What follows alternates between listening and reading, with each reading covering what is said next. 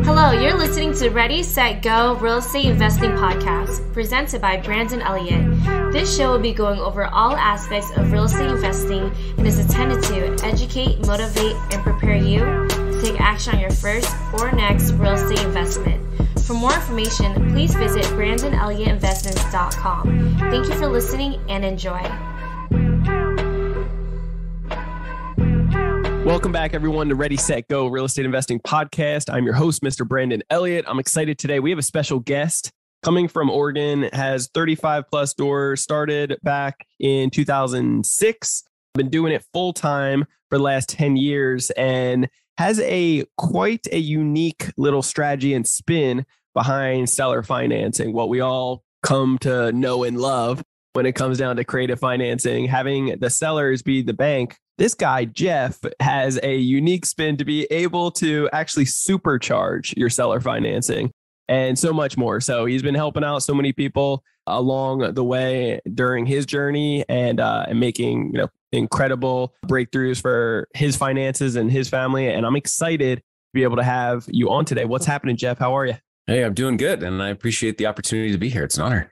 Yeah, man. So talk to us. Anybody out there that doesn't know who you are, where you're from, what you're up to, do you mind just giving that 10,000 foot view? Yeah, absolutely. I appreciate the opportunity. Yeah, I'm Jeff Stevens. What I do is often called the thoughtful real estate entrepreneur. So maybe if you've seen something called the thoughtful real estate entrepreneur, that was me. And yeah, I've been a full-time entrepreneur one way or the other for 20 years now. This is a 20-year anniversary. And the last 10 years of it have been exclusively in real estate entrepreneurship. And so, yeah, we have a rental portfolio. We're kind of always buying, occasionally selling, mixing some opportunistic flips here and there, as I like to say. But a couple years ago, I was asked by a couple people to help them out and to coach them a little bit. And I was definitely reluctant and resistant at first to do that.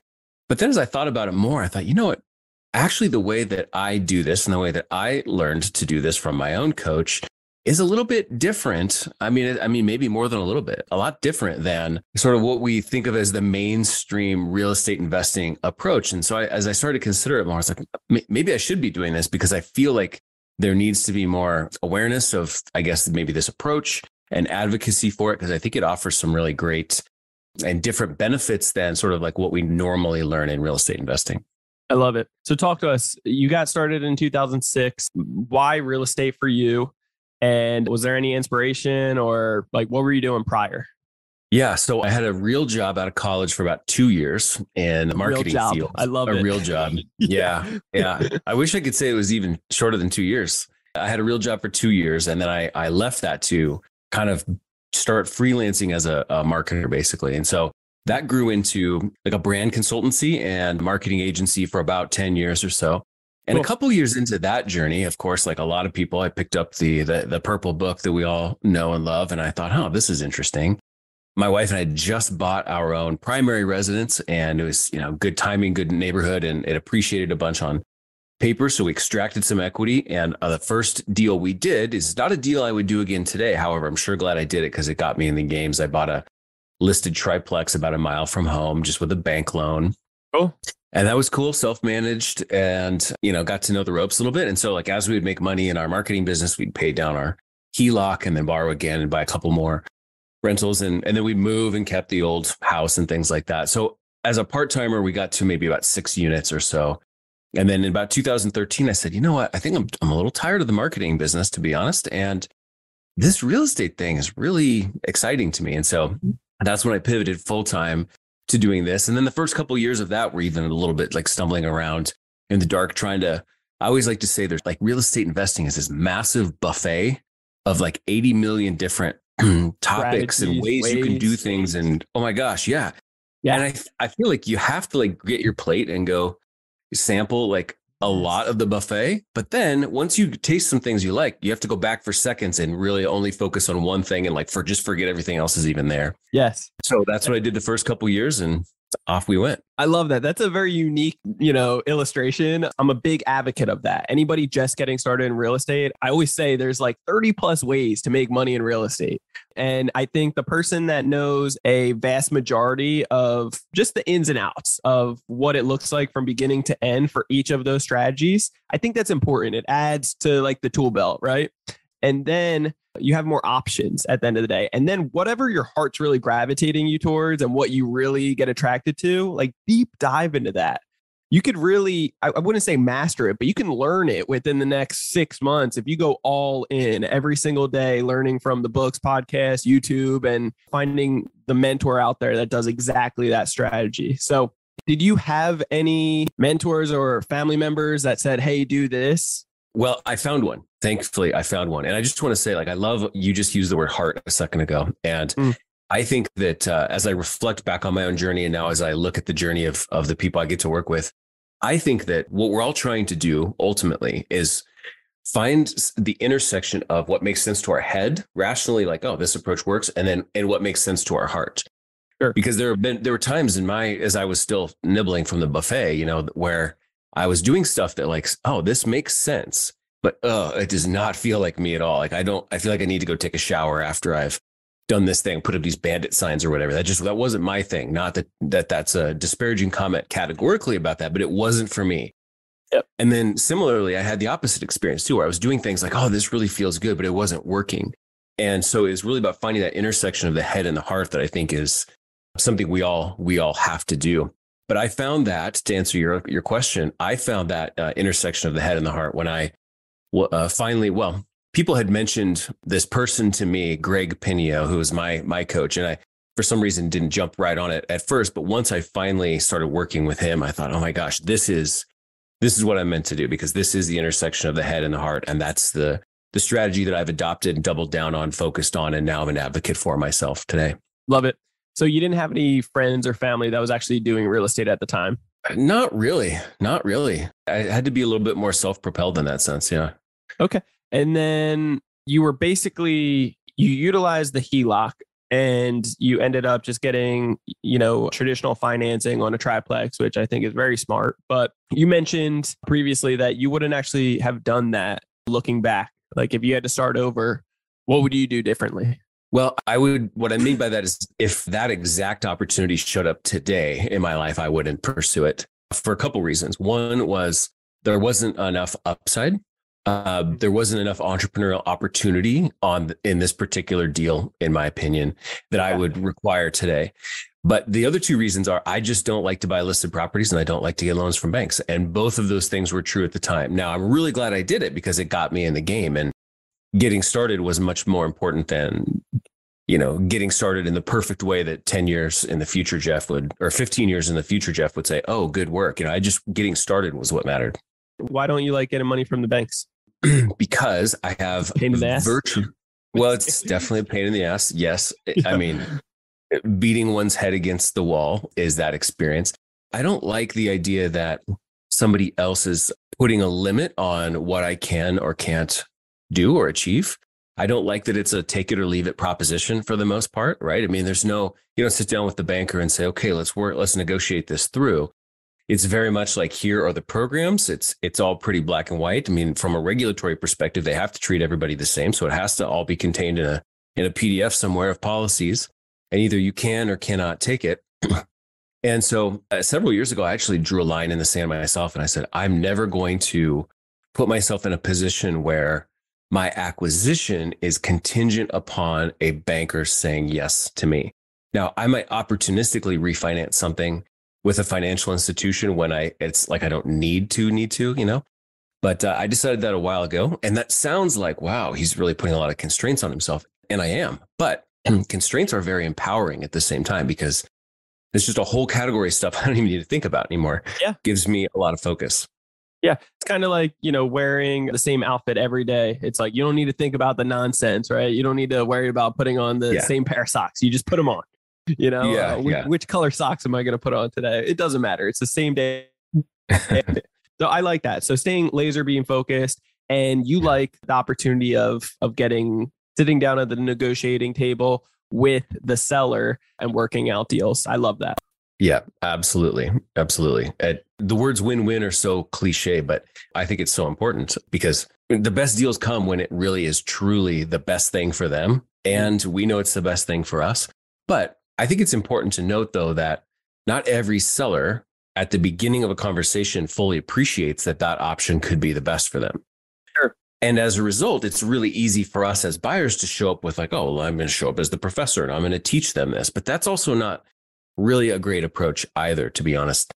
So the approach that I advocate for is really one where we're having this conversation and we're kind of helping them come to their own conclusion, perhaps, that this method of selling their property might really be in their best interest, but without it seeming like an overt lesson. Well, in many cases, it really can be, because they actually start to become the bank. As long as they focus on negotiating favorable terms for themselves too, and create a true win-win scenario, then, the best spot to always be in is the bank.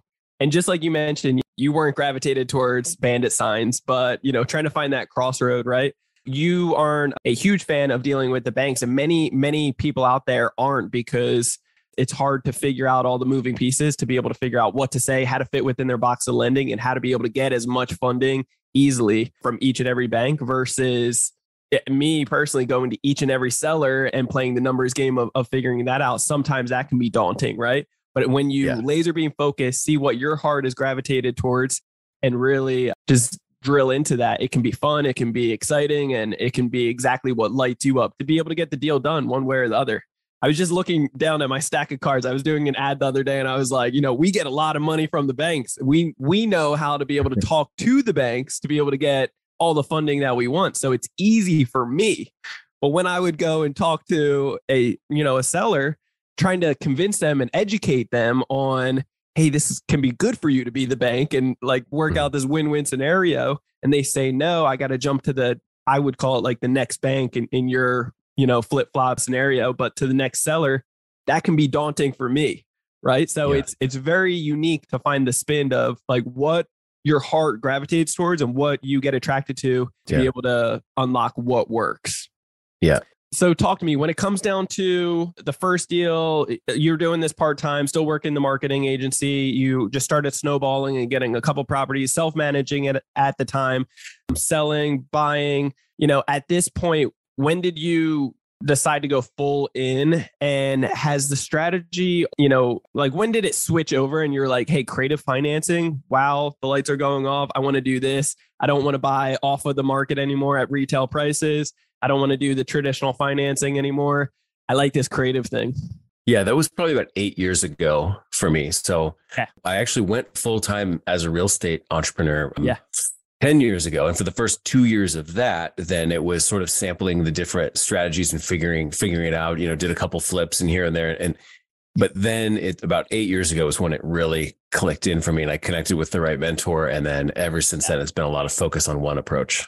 Okay, I like that. And I think if we could lay into anything today, ladies and gentlemen, I think it is so crucial to, whenever you find that one thing that lights you up and you're like, this is the strategy for me, then please, please, please, like, focus on that strategy. Do nothing else. It is very easy and very enticing to jump on, Facebook today and see that we're talking about seller financing when you have been focusing the last 3 or 4 months on learning how to do fix and flips or wholesaling or multifamily. It's like, just because the next guru or whoever on social media or whatever it may be is making it look easy and they light up behind it because that's their niche, I highly encourage you, like, focus on that one thing. The individual that chases 3 rabbits catches none, right? We all know that saying.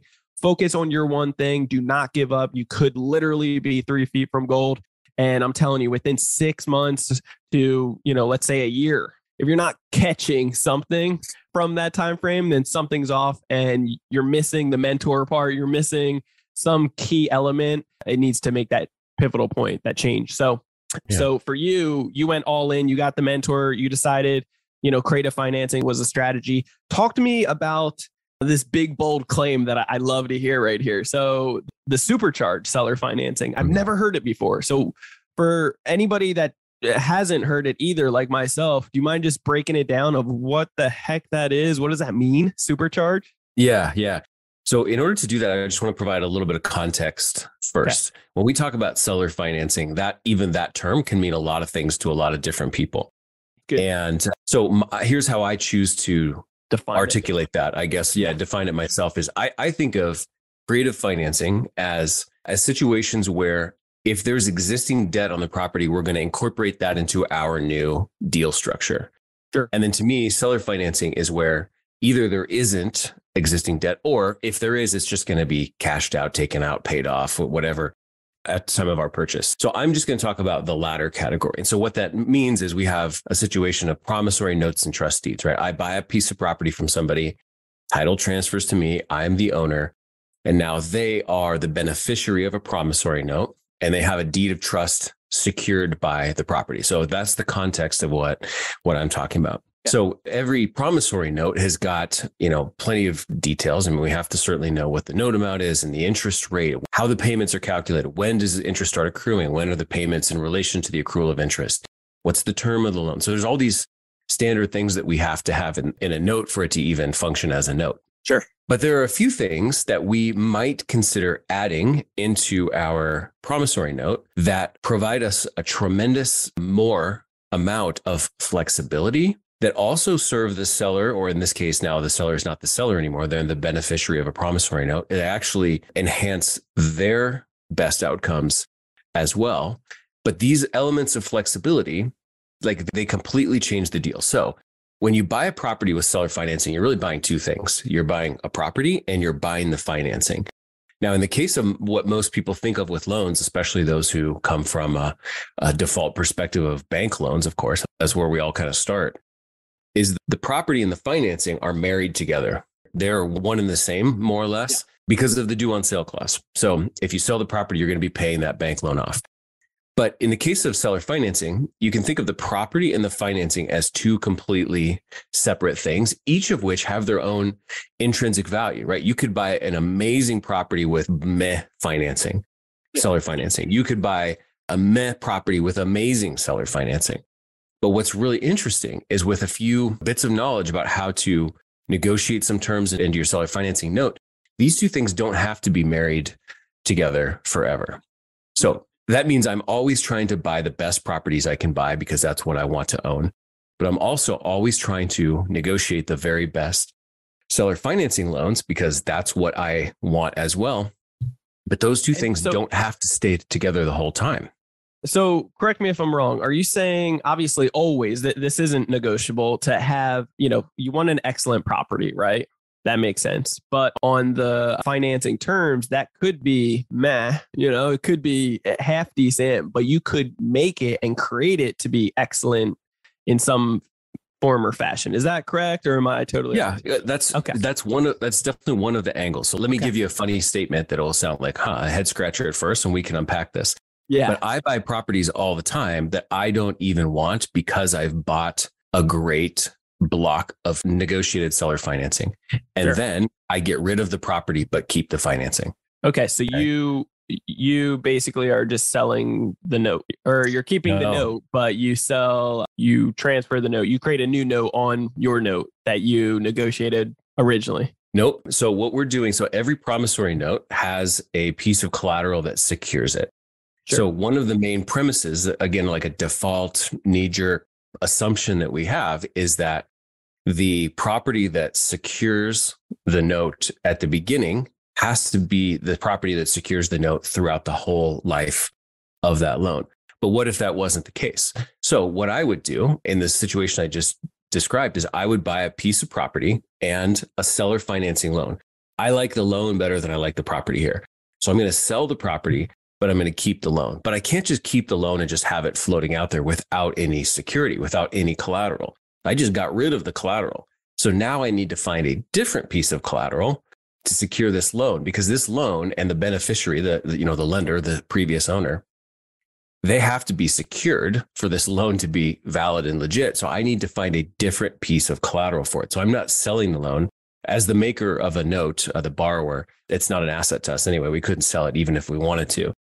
But what I want to do is I want to choose a different piece of real estate, probably one that I already own, that I can use as collateral for this note. So here, let me just give you a simple real life example. I go buy a small house in my market that might be like, I don't know, say 350, whatever. And I get $300,000 seller financing loan. And I'm really excited about the loan, not so excited about the property. The loan's 10, 15 years, 3.5% interest only payments. It's a very advantageous loan. Now, I negotiate in there this ability to substitute the collateral that secures the loan. And so I sell the property itself, but I have to provide new collateral for this loan. So I look in my portfolio and I say, oh, you know what? I've got this fourplex over here that has, it's worth $1 million and it's got $500,000 worth of debt, but it has more than enough equity to support this $300,000 note. It has more than enough net cash flow to make the payment on this $300,000 note.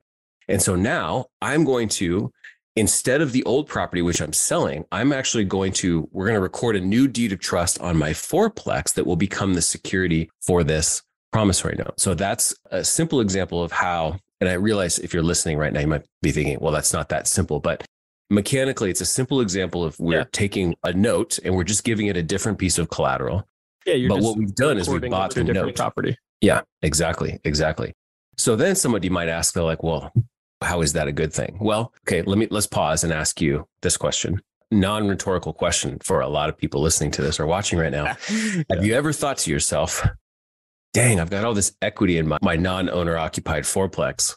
And then when I walk into the credit union and say, hey, can I get a 90% LTV loan on this? They're like, no, of course not. It's not a primary residence. That's way high LTV thresholds. No, not at all. A lot of people feel like they have equity and whatnot trapped in certain rental properties. They don't know how to put a tap into it to really get it out. So they're thinking, if I want to get the equity, I have to sell the property or I have to do a full cash out refinance and replace all of the existing debt. Well, what I just described, though, is actually a way that you could tap into the equity in that fourplex in just sort of an indirect two-step version, sort of an approach. So, because back to my example now, okay, back to my simple example. I've bought this little $350,000 single family home. I have a $300,000 supercharged seller financing loan on it. I'm going to take the deed of trust and release it from this house. At the same time, we're going to record a brand new one on the fourplex. I'm about to sell this house, but what's the status of this house right now? It's owned free and clear because I just took the debt off it and I secured the debt elsewhere. So what happens, at 5 p.m. the night you sell a house that you owned free and clear? You go out to dinner and celebrate because that is one hell of a good day because you just sold a house that you didn't owe anything on. So you're getting a giant wire transfer that day because really what you did indirectly was you tapped into the equity in your fourplex by buying a new single family home and negotiating supercharged seller financing. I like this. So let me break down a question here for you. So when it comes down to, are you getting it appraised, the property, or who is determining how much equity? Because you could turn it into a phantom loan, basically, where you're just piling on extra debt onto a property and it goes well over what the equity actually is. Are you guys getting appraisals, or is it some his word versus who's going to be able to determine where the equity is?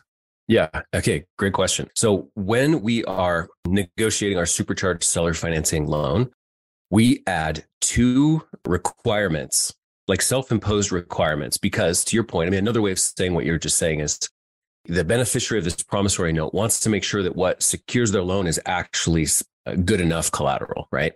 One time I had a seller say to me, well, how do I know you're not just going to stick my loan on some vacant property out in the middle of nowhere? And I said, that's a really good question.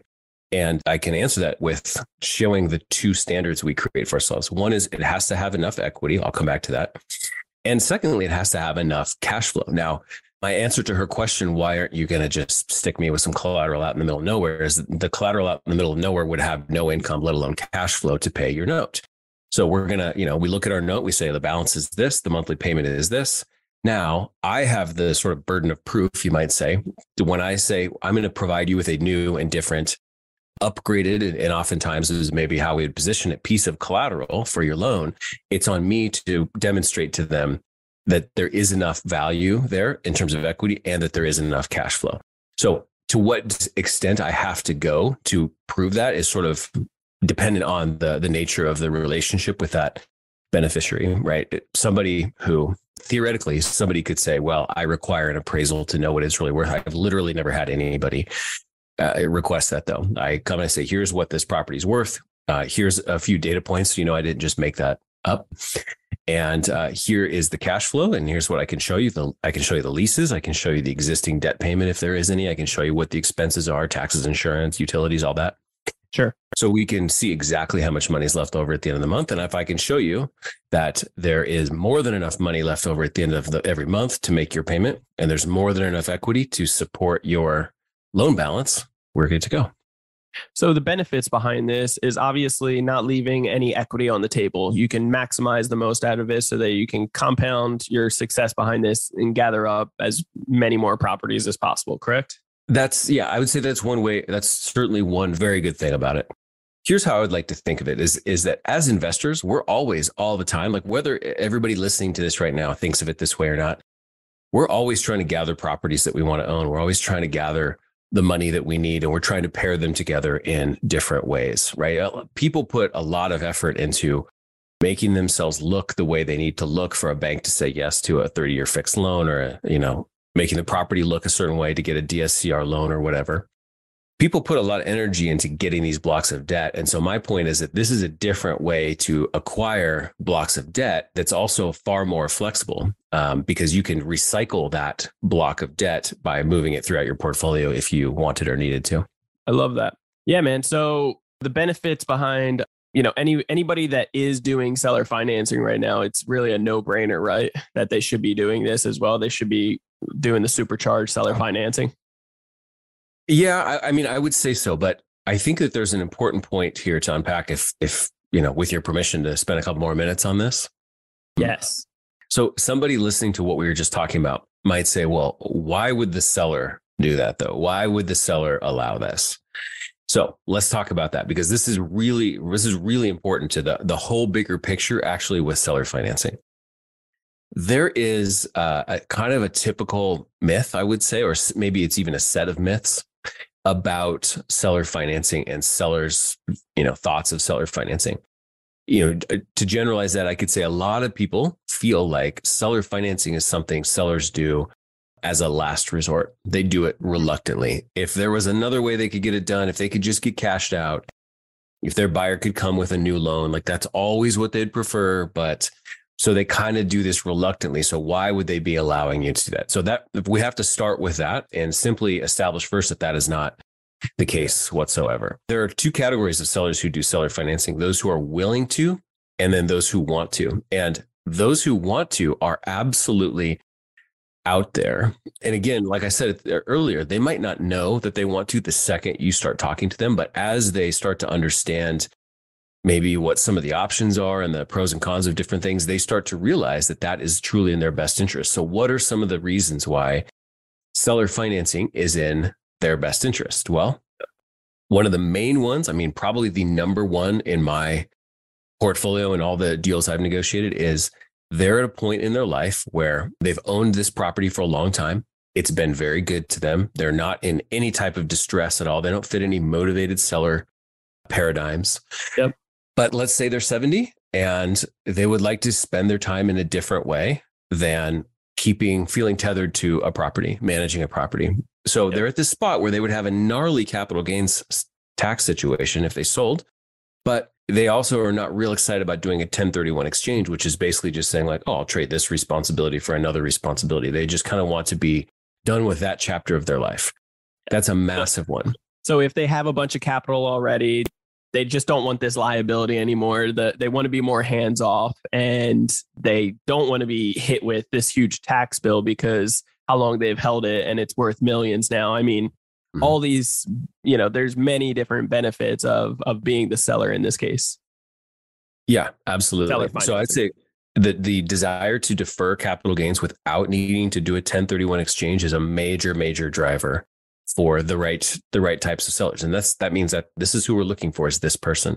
Another one is they say, oh, well, I wouldn't mind selling this property, but I kind of like the income. That's why I bought the property in the first place. I like the income. We live off the income. Sure.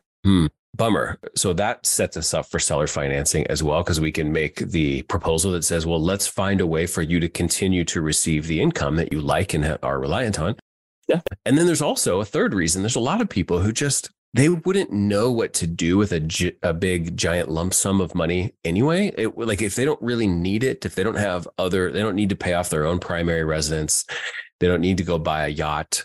They don't have any idea. And actually the idea of getting that much money and then figuring out something smart to do with it actually feels like a little bit of a burdensome project. If that is you, reach out to us right now. That's it. We'll help you put it to work. Just kidding.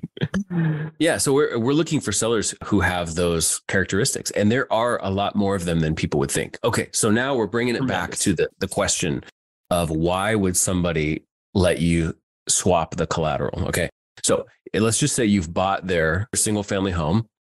They are thinking, oh, I'm going to be getting payments from Jeff for the next 10 or 15 years or whatever you've negotiated. That means that they are deferring, like they've created a financial strategy around capital gains, tax deferral and whatnot. And they're expecting this party to go on for the next 10 or 15 years or whatever the length of the loan is. But you as the owner, or in this case, me, if I have every right, or, it's my prerogative to sell my own property or refinance my own property if I want to. And if I did that and they got paid off, all of a sudden now we've really actually screwed up all of their financial planning, right? Because they're thinking, oh, we're deferring these capital gains for the next 15 years. Oh, wait, it's coming now. You're paying me off now. Uh-oh, that's a problem. The income stream I was depending on for the next 15 years is, wait, it's drying up because you're paying me off early. Oh, shoot, that's a problem too. And so the ability to substitute collateral is not just something that I like. In fact, they don't even really have any idea like how that would be of benefit to me, because really the point of this is to say to them, we need to add this provision into the loan because I know that you're planning for this to go a certain way for the next 10 or 15 years here. And if I have to sell or refinance this property, I don't want to screw up all your plans. What really matters here is that we make sure you have amazing collateral at every second of the next 15 years. And so I need then to have the latitude to be able to keep your loan in play, because that's what you've decided is most important to you. I like that. So if you did have a better opportunity out there with that current deal to be able to do a refi, like you'll take advantage of that, but you'll just re-collateralize that to a different property. Yep. Absolutely. That makes so much sense. I love that. Yeah. Yeah. And it's all about the alignment of people's interests. But we have to look at things from a different perspective. We have to get rid of some of the assumptions about why people do or do not do seller financing. And we have to get rid of some of the assumptions about due on sale and all these things. We start to look at it a little bit more, maybe holistically or three-dimensionally, perhaps. And we start to see, wow, there is really an alignment of interest here. There are people who want to make you a seller financing loan and do not want to get paid off. And then when we start to think of that strategically and sort of, I think of it as a chess. It's like we're playing chess with our own portfolio, moving the parts around. Sure. When we start to think of it in that way, a whole bunch of new stuff opens up possibility wise. Okay. I have like a boatload of questions, but we're running close on time. So I want to try to hammer out some things, but how are you getting your lead generation right now? Yeah. Okay. Another good question and another strategic answer. So I could just tell you 2 words, but then you'll make some assumptions about that. So in order to have this type of seller financing, if we think backwards from that, we have to have the right kind of negotiation. And the right kind of negotiation has to start with the right type of introduction to the seller. I'm telling you now, a bandit sign, while it might make your phone ring, is not going to tee up the warm, relationship-oriented conversation with a seller who's not at all distressed, who just wants to play more golf and move to Arizona so they can be closer to their grandkids, who's going to, be willing to sell their property to you with 10% down and 3.5% interest. Like that's not going to come from certain types of lead generation, just are not going to create those phone calls. It'll create other types of phone calls, but not those. And so we have to kind of work backwards strategically and ask the question to begin with, what is the channel and the message to the right audience that's going to create not just calls, but the right types of calls. So anyway, I could go on for hours about how we do that, but the simple answer is we send a very nice, dead simple, unbelievably low pressure personal letter via snail mail, direct mail, exactly, to people who have owned properties, absentee owners, landlords, not people who live there, because we're looking for capital gains problems. And we send them a super nice easy, low pressure letter. Doesn't say I want to close fast. Doesn't say I'll buy it as is. Doesn't say I'll cover your closing costs or any of that garbage. It's a completely different message that positions us as a peer of theirs, not, like I'm a solutions provider. I assume you have problems and need solutions. I'm the tiger. You're the gazelle. It's like, no, we're just equal people. What is the message that you're putting on there? Yeah, I will give you basically the transcription of the letter here. It is extremely strategic and also dead simple at the same time. Dear Bob, my name is Jeff. I'm writing to introduce myself to you. My wife and I have a couple rental properties here in town. She and I are actively looking to buy another one that we can manage ourselves. We're pretty hands-on in that sense. I saw that you own the property here at this address. If you ever consider selling that property, would you please give me a phone call? I really love the idea of just talking directly with somebody, having a conversation about it, and see if we could work something out. If now is not the right time, and it very well may not be, just, hold on to my letter, pop it into a folder, give me a call when the time is right. It'd be nice to chat with you. And worst case scenario, we make a new friend. Love, Jeff. It's very, very, very simple. It doesn't say anything about closing fast and as is and nothing like that. It's just like, I'm a peer of yours. This is a very safe conversation as a result. Sure. And so it makes the phone ring in a different way with different types of people. Now, when the phone rings, do you have a call center? Do you take it all yourself? How does that look? Yeah, no, I just take it myself because, if you think about this whole premise as being like an authentic, trust-oriented relationship approach, like a call center would just be like extremely incongruent with that whole thing. This is not a volume game. This is a quality game. Is that like a Google number that you have or like a call rep? Just my cell phone. Just my cell phone. Okay. Mm-hmm. Yeah. Do you have anybody ever call you up and like shout you out or anything like that or no? Oh yeah. Yeah, sure. Sometimes. Yeah. But that's part of the game. That's okay. I love it. Well, man, this was super incredible. I feel like I still have a boatload more questions, but this is really good. We'll probably have to have you back on in the future and see what you come up with at that point. But where are you heading in the future? Like, what does it look like? What kind of goals and aspirations do you have currently? Yeah.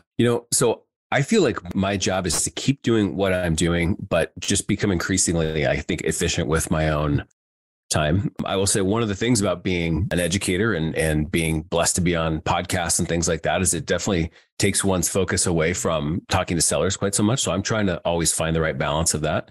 Yeah. Another just an interesting thought, kind of philosophically aligned with what we talked about before, the idea of sample, and then focus, is what does growth mean? For some people, growth means like, oh, I started with single family homes. Oh, now I'm to, whatever, experience good, whatever for that. So now I'm doing 4 unit properties and now I'm doing 10 and now I'm doing commercial and now I'm doing syndications. But the other way of growing, I think, is not necessarily about that. It's about like getting more and more and more double down, triple down, quadruple down on your own strengths. And so for me, what growth means is, while I do think to myself, like, sure, maybe I should be looking at 20 or 30 unit properties. For me, it actually means just like being better and better and better in my own sandbox. And I know like where I am best is sitting in the living room of a real person. So there becomes a point at which in sort of the continuum of properties that like, there's not a real person's living room to sit in. If it's a, 25,000 foot industrial building, it's more like a conference room you're going to be sitting in. And I've decided that's just not the venue where I want to show up. I want to sit on someone's ugly couch in their living room, just having a conversation with a regular person. So to me, growth means doing more and more and more of this, of like just being better and better and better within the sandbox, like mastery of one particular thing. I love it, man. Yeah, there's nothing but respect for that. When you laser beam focus and really just become the best at your craft, I think that's amazing. So kudos to you, brother. I appreciate your time greatly today. And I have a boatload of notes myself. So I'm excited to be able to journal this stuff later. But guys, by all means, you should be reaching out to Jeff. Speaking of which, Jeff, how can people get a hold of you? Yeah, so I'm very active here on Facebook. It's easy to find me and connect with me here on Facebook. Maybe 4 or 5 months ago, I felt like we all need, we need to be able to make sure we're speaking the same language in order to have great conversations about seller financing. So we created a seller financing 101, like fundamentals free video course. So if you were to go to sellerfinancing-101.com, you can get free access to that. And it just sort of gives us all like a common language and a framework so that we can now start having more advanced conversations about that kind of stuff. So I think it's a great resource. It's about 3+ hours of video training over the course of about 6 different videos. So breaking it down, and you'll definitely know more when you come out of that. Cool. I love that. Awesome. Well, guys, reach out to Jeff. He's a wealth of knowledge. And if you want to get a hold of me, you can always do so on Instagram. It is Brandon Elliott Investments. Otherwise, facebook.com/Brandon Elliott Investor. And then if you are looking to get more educated on how the banks, creditors, bureaus, how they're all judging you so that you can truly play the game of financial literacy, like real life Monopoly, we're talking, to be able to get up to $500,000 every 6 months at 0% interest and get big stacks of this stuff, then by all means, reach out to us. You can check out creditcounselelite.com. That's www.creditcounselelite.com. There's a quick 10-minute video on there that kind of breaks down a little bit more of what the heck we can do for you. And then afterwards, feel free to book a call with either myself or one of our team members at Credit Counsel Elite to really be able to go over your situation, answer any questions that you might have, and see how we can best serve you in the future. And if that isn't good enough, then make sure, I don't know if you haven't done this already, I don't know what you're waiting for. Make sure you hit that subscribe button to Ready, Set, Go Real Estate Investing Podcast so you get the newest notification every Monday. We greatly appreciate all the love, all the support, and all of the 5-star reviews. You guys are amazing. Love you so much. And we will catch you on the next episode. Till next time, stay blessed. Jeff, you're the man. Appreciate you. God bless. Thank you so much. This has been another episode of Ready, Set, Go Real Estate Investing Podcast, brought to you by Brandon Elliott. For more information, please visit BrandonElliottInvestments.com. Also, please don't forget to like, share, and leave a comment below. Thanks again for joining. Until next time, God bless.